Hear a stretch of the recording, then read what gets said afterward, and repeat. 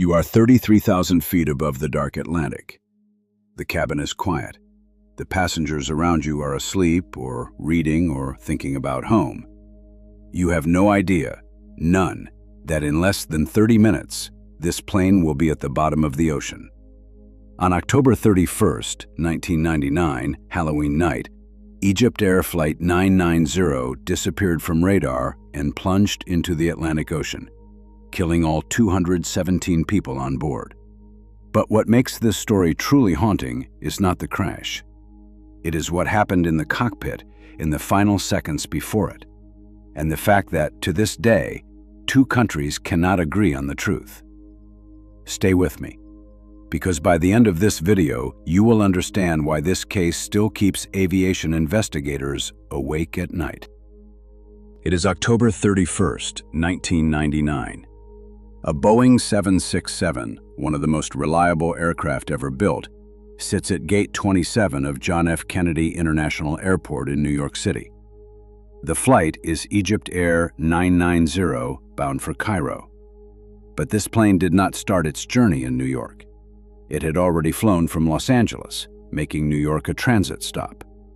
Passengers boarded, luggage was loaded, and the aircraft prepared for the long transatlantic crossing. On board, 217 people.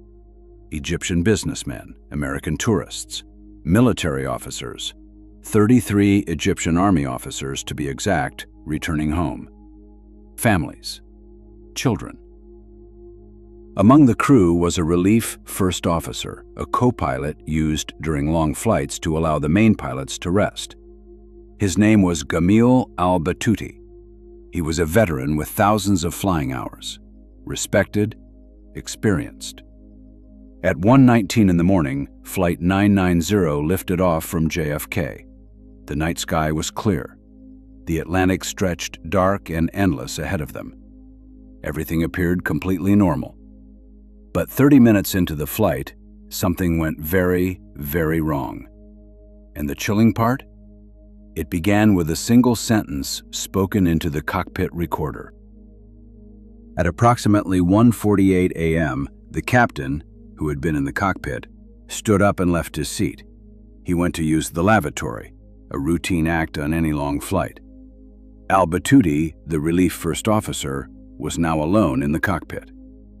What happened next was captured on the cockpit voice recorder, the black box. Al-Batouti is heard speaking quietly, in Arabic, a phrase repeated multiple times. Tawakkalt ala Allah, I rely on God. Then, the autopilot was disengaged. The elevator controls were pushed forward, deliberately, according to investigators. The throttles were cut. The plane began to dive. Within seconds, the Boeing 767 was dropping at a terrifying rate, plummeting from 33,000 feet. The speed exceeded the aircraft's design limits. The airframe was shaking.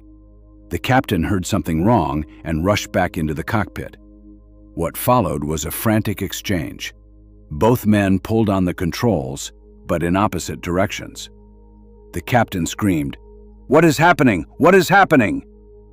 Al-Batouti continued repeating the same phrase, calm, steady, unflinching. At 1:52 a.m., Flight 990 struck the Atlantic Ocean at high speed, approximately 60 miles south of Nantucket Island, Massachusetts. There were no survivors. There was no distress call. There was only silence, and then the deep, dark ocean. But here is where the story stops being a tragedy and becomes a mystery.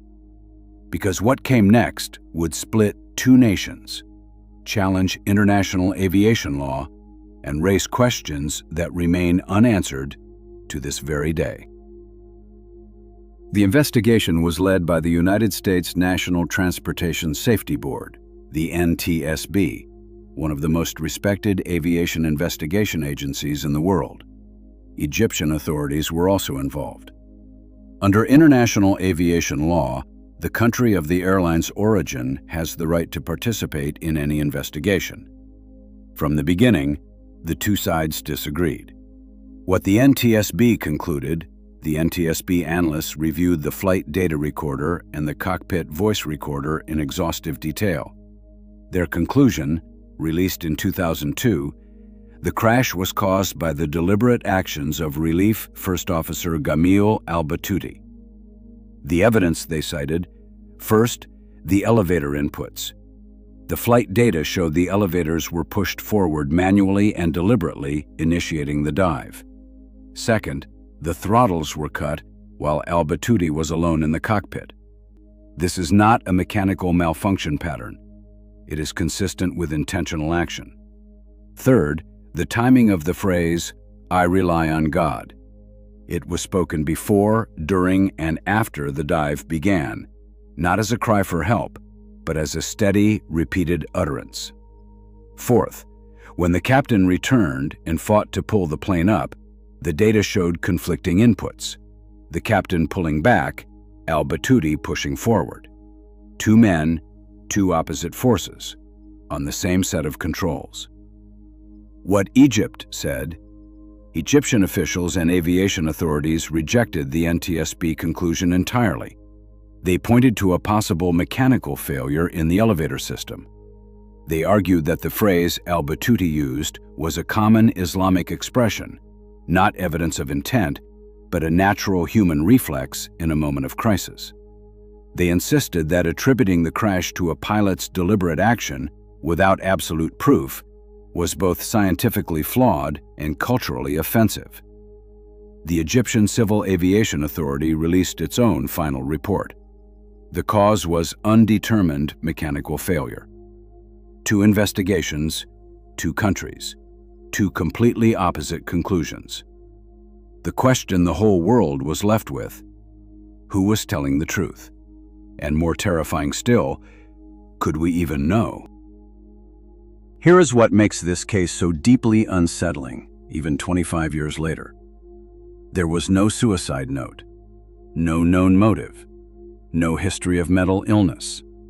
Al-Batouti had passed all required psychological evaluations. His colleagues described him as a normal, professional pilot. Some reports suggest he had faced disciplinary issues at EgyptAir, specifically related to allegations of inappropriate behavior during a layover in Los Angeles. But these reports were disputed, and no formal action had been taken. Could that explain it? Could a man, a husband, a father, an experienced aviator, bring down a plane carrying 217 human beings because of a workplace dispute? It seems almost impossible to believe, and yet the data is there. Or was it mechanical? Could a commercial Boeing 767, without warning, suffer a catastrophic control failure that looked, in the data, exactly like a deliberate act? Boeing and the NTSB examined every inch of recovered wreckage. They found no evidence of pre-existing mechanical failure. And yet, the ocean is deep. Not everything was recovered. There is another question that haunts this case.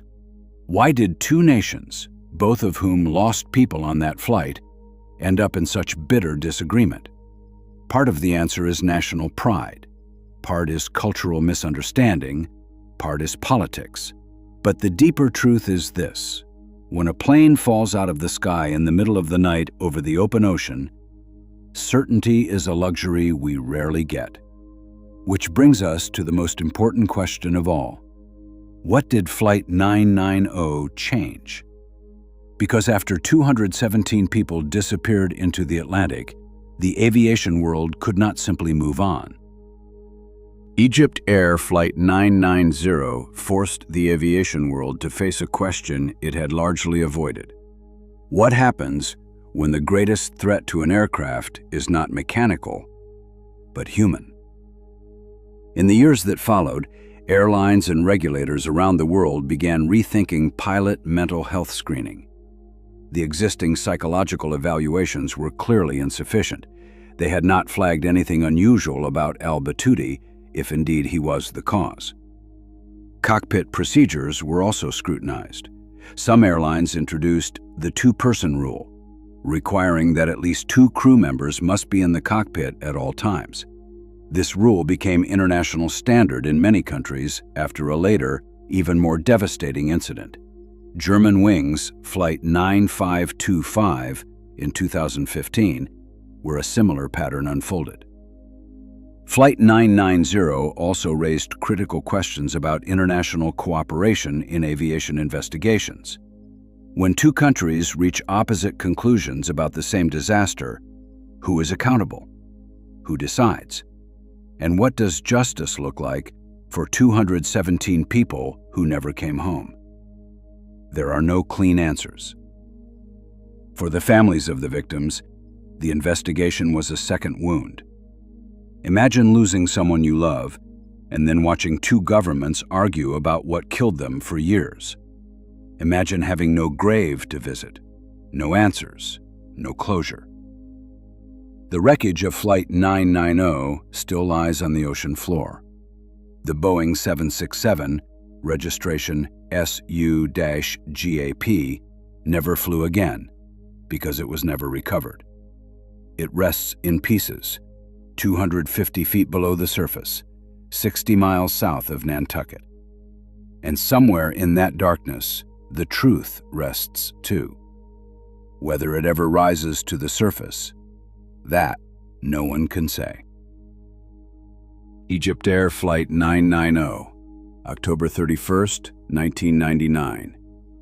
217 lives, one night, and a mystery that two nations, two governments, and decades of analysis have still not fully resolved. What I want you to take away from this is not fear of flying. Aviation remains the safest form of long-distance travel ever invented. But it is a reminder that behind every statistic, behind every number, there are people. Real people with families and futures and stories of their own. And it is a reminder that the truth, especially when it lies at the bottom of an ocean, is often harder to find than we think. If this story moved you, or disturbed you, or made you think, that is the point. Share it. Because the 217 people on board that night deserve to be remembered. Thank you for watching. If you want to go deeper, I have linked the official NTSB report in the description below. It is publicly available and worth reading.